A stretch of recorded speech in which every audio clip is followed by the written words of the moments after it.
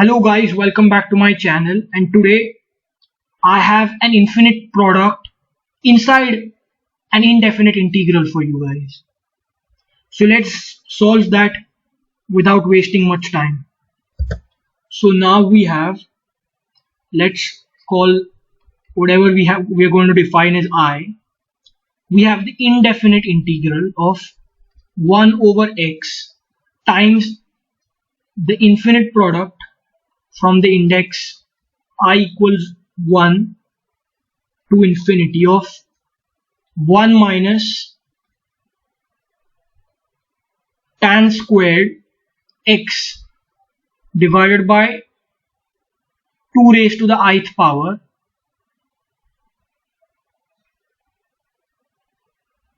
and integration is with respect to x. That might seem obvious. Okay, so what are we going to do now? Well, we should actually focus ourselves on the most daunting and the most scary part of this question, which is this infinite product right here. Our goal will be to try to simplify this infinite product and then somehow plug it back into this indefinite integral and then just attempt to solve everything, just integrate everything, find the entire derivative of everything. So let's do this infinite product on a fresh page. See you there. So now, focusing ourselves only on the infinite product, we have the infinite product from I equals 1 to infinity of 1 minus tan squared x divided by 2 to the ith power, and I'll just bracket this term properly. Okay, so one thing we can do now, because the tan is a ratio of the sine and the cosine, let's convert everything from its tangent form to the sine and cosine form. So let's recall that tan of x is just sine of x divided by cosine of x, and the same thing holds for square identities too. So tan squared x is equal to sine squared x divided by cosine squared x. So when we do that, we have the product from I equals 1 to infinity of 1 minus sine squared x divided by 2 to the ith power, this is raised to the ith power, there was no space there, divided by cosine squared x divided by 2 to the ith power. So now let's cross multiply along with this one and obtain a common denominator. So we have now a product from I equals 1 to infinity of cosine squared x over 2 to the ith power minus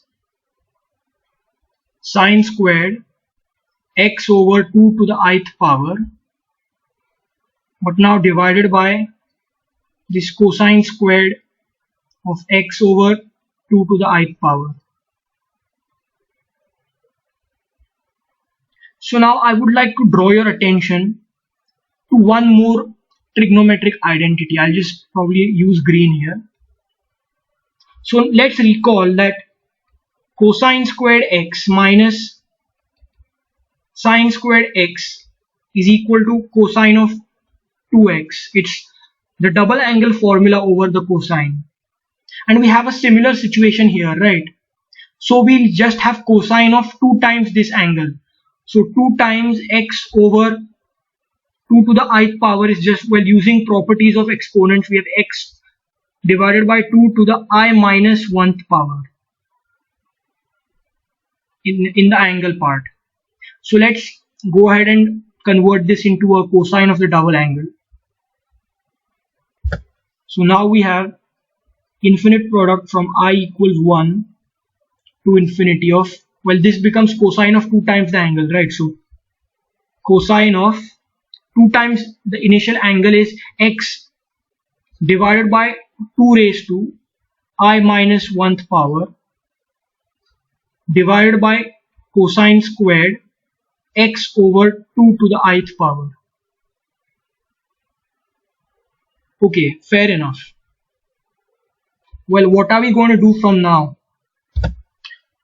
So since we have a cosine squared of some angle and cosine of 2 times that angle, let's first see if we can obtain something interesting by expanding out the product.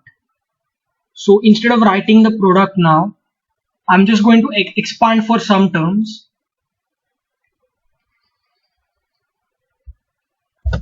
So expanding for, let's start with I equals 1. So we have cosine of x over 2 to the first power minus 1. So 2 raised to 1 minus 1 or 2 raised to 0 is 1. So x over 1 or just x divided by cosine squared. When I is 1, we have 2 to the first power of just 2. So x over 2. And now since it's a product, we have to multiply by when I is equal to 2. Now when I equals 2, we have 2 minus 1 in the power or just 1. So cosine of x over 2 to the first power or x over 2 divided by cosine squared of, now I is still 2, right? So x divided by 2 or divided by 2 squared, or 2 squared is 4, so x by 4 times, well, let me just, since it's an infinite product, let me just put a dot dot for all the terms, times, since we have to also take the terms at infinity, we need to consider the limit as some random variable k goes to infinity of when say I tends to k, I tends to infinity, or when I becomes infinity. Well, that's when I tends to infinity, I equals k, right? Because we let k tend to infinity now. So we have cosine of x divided by 2 raised to k minus 1 divided by cosine squared of x over 2 to the kth power. And since this was an infinite process, infinite product, we had to take the limit into consideration.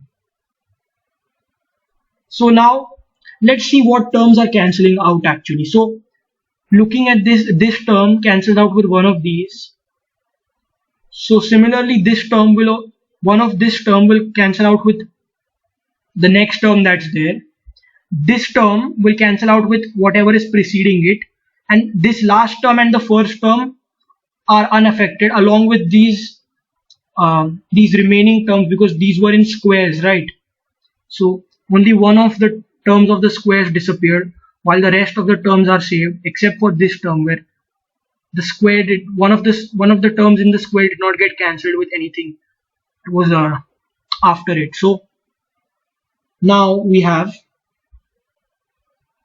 cosine of x on top as it is divided by, and if we have an infinite product in the denominator now, right? So we have an infinite product from, let's say, j equals 1 to infinity of cosine of x divided by 2 to the jth power. So when j equals 1, we have this first term here, and when j equals 2, we have the second term here, and when j tends to infinity, we have this infinity tending term here, but it's a square,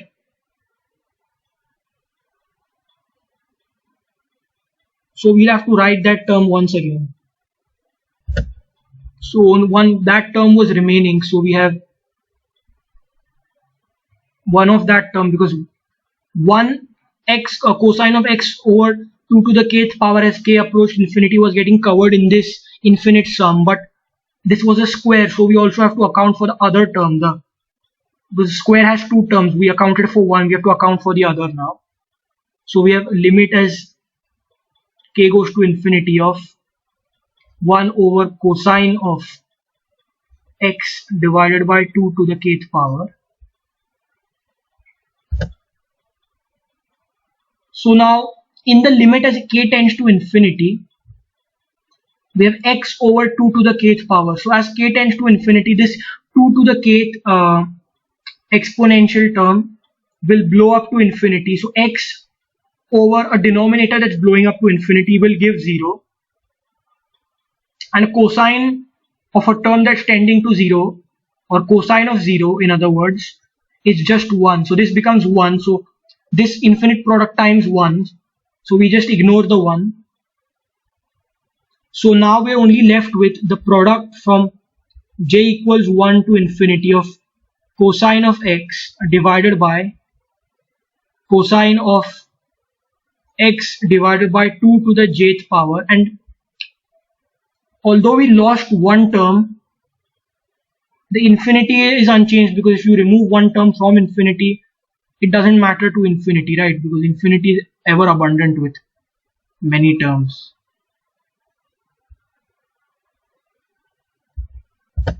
Okay, so we now have this secondary infinite product. If we were the simplified infinite product, we got rid of all the square terms. So now if we were to just expand this out, just to see the greater picture, we have cosine of x that's constant as this index changes, and we have cosine of x over when j equals 1 of, we have x over 2 times cosine of when j equals 2, we have 2 squared or x over 4, and this is going on till infinity. So we have this sort of infinite sum. Now how do we tackle these cosine half angles that are being multiplied with each other? Well, it's almost like to counter the effect of an infinite sum, we have to write terms in terms of products. We have to write terms in terms of product, in terms of quotients, not products. We have to write terms in terms of quotients, because then we would have a chance of converting our infinite series into a telescoping series. So it's the mantra is actually, if you have a product, convert the terms in terms of its inverse operation. So an inverse operation of a product is division, right? So we have to write these terms in terms of quotients. But on the other hand, say if we had an infinite summation now, to make it to have a chance of converting it into telescoping series, we would have to convert each summing term into a difference, because subtraction is the inverse operation of addition, and now we have to convert these terms in terms of quotients, somewhat related quotients, because these terms have a certain trend to them of basically exponentiating the denominator by a power of 2, by a factor of 2. So because we have an infinite product, we need to somehow convert these terms or write them in form of the inverse operation of the product, or division, or in terms of quotients. So I hope I made sense there, and if not, you'll see in a moment what I meant and how useful that idea is. So let's look at firstly the the sine double angle formula, because it's a really interesting place to start with. We have sine of 2x being defined as 2 times the sine of x times cosine of x. So instead of 2x, say we have x, we'll have 2 times the sine of x by 2 times the cosine of x by 2.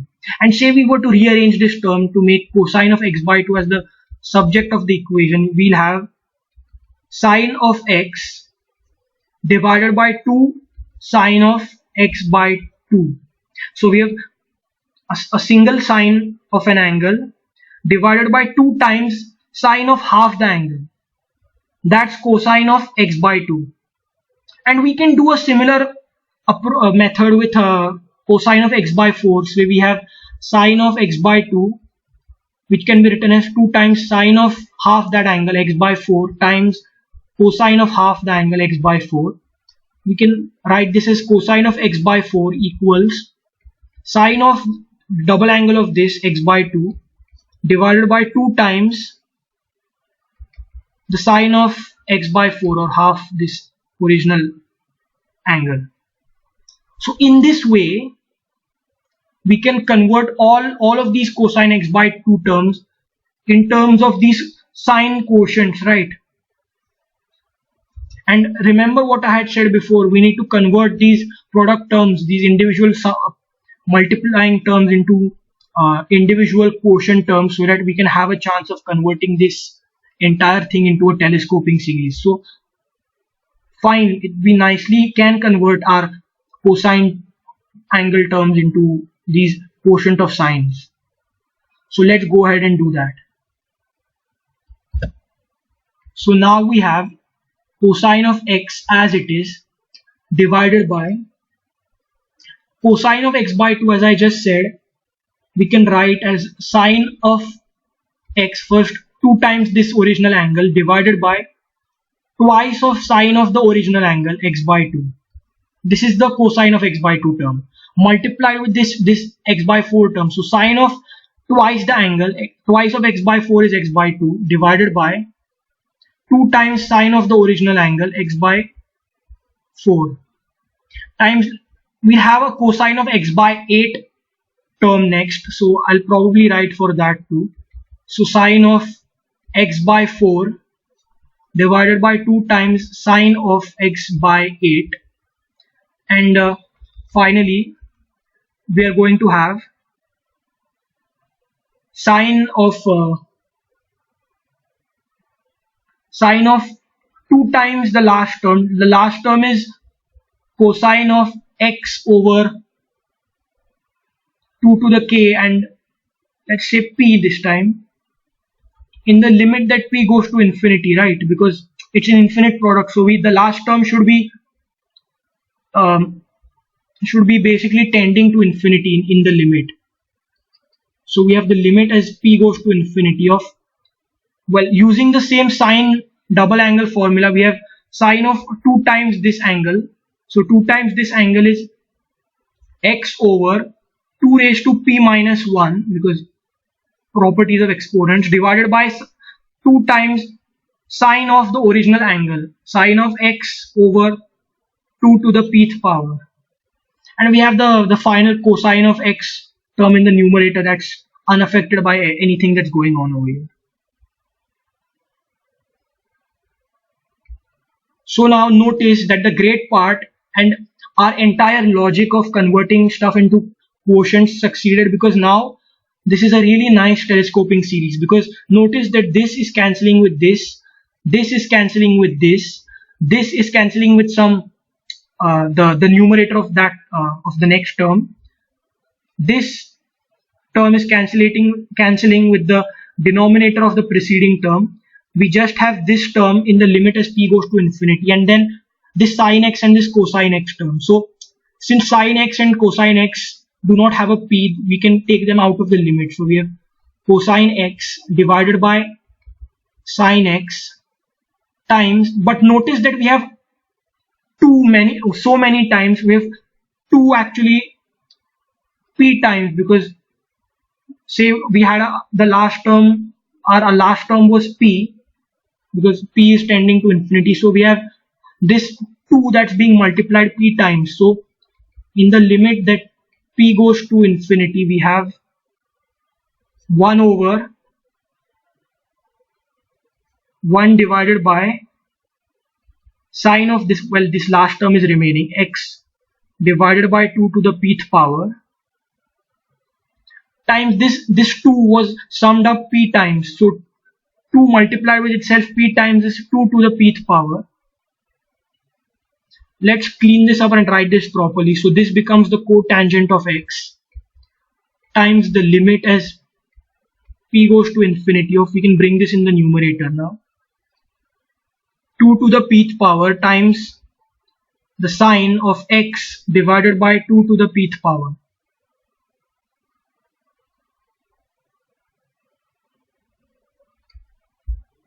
So now notice as the limit, in the limit that p goes to infinity, we have x divided by some term that's really large. So in essence this is tending to 0, this sine term, because sine of 0 is 0. 2 to the p basically in the limit as p goes to infinity is blowing to infinity. So we have infinity times a 0 situation, which is indeterminate definitely, but the problem is we can't use L'Hopital's rule. We need to convert into something that's infinity by infinity or 0 by 0. How will we do that though? So we have cotangent of x as it is, so we have limit as p goes to infinity of sine of x divided by 2 to the pth power divided by, we can divide by the reciprocal of this because that's the same as multiplying by that quantity. So we have 1 over 2 to the pth power. So if you see, we didn't change the meaning of the expression because this 2 to the p is anyways going to the numerator afterwards. But the advantage of doing this is, now notice this numerator is going to 0 and this denominator is 1 over infinity in the limit, and that is going to 0. So we have a 0 over 0 situation. But before applying L'Hopital's rule, let's write this properly. We have cotangent of x times the limit as p goes to infinity of sine of x times 2 to the negative p power divided by 2 to the negative p. That's just better for differentiation. So now using our L'Hopital's rule, because it's of this limit is of the form 0 over 0, cotangent of x is unharmed. We have the limit as p goes to infinity of, the derivative of sine is cosine of x times 2 to the negative p, and this is a derivative with respect to p, let me remind you. The derivative of the numerator and denominator separately, times x, which is a constant, times the derivative of 2 to the negative p divided by the derivative of 2 raised to negative p. I'm not writing the derivatives because it's just cumbersome, because we know that these two are eventually going to cancel out. So we have a stray x over here, x times cotangent of x times the limit as p goes to infinity of cosine of, we can write this as x divided by 2 to the pth power. And like we did for reducing our original infinite product, we can see that as p tends to infinity, x over a really large infinity tending number is going to be 0, and the cosine of 0 collectively is 1. So we have 1 times x times cotangent of x. So we have x times cotangent of x, and that's our infinite product equal, our infinite product is equal to basically x times cotangent of x. So now it's just simply a matter of plugging this value into our original question as I stated before.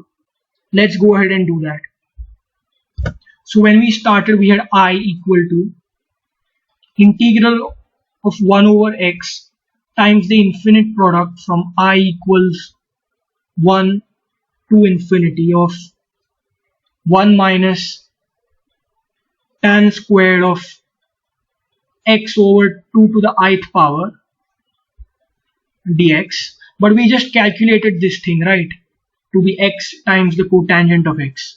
So for plugging that back, we have integral of 1 over x times in place of this product we have x times the cotangent of x dx.